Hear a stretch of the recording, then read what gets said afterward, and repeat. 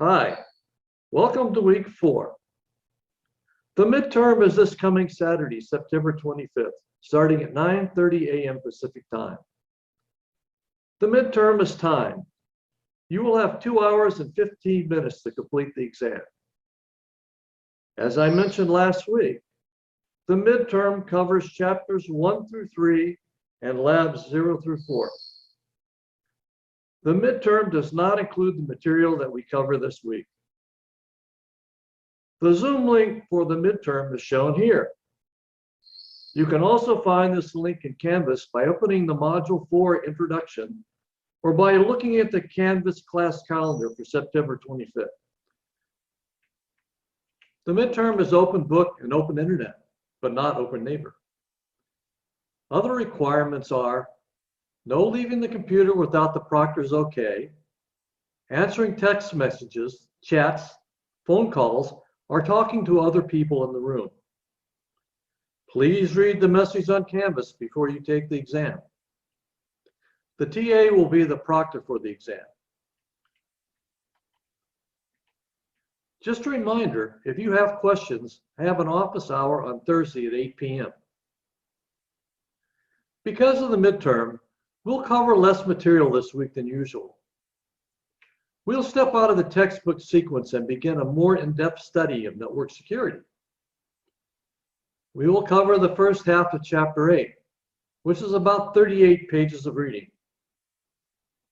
As an aid to visualizing network security principles, we will use 3 well-known fixtures in the security community.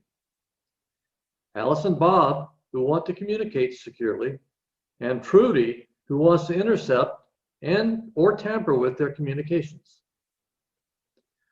Now, Alice, Bob, and Trudy don't have to be people. They could be machines such as computers and other devices. We will study 4 desirable principles of secure communications. Confidentiality.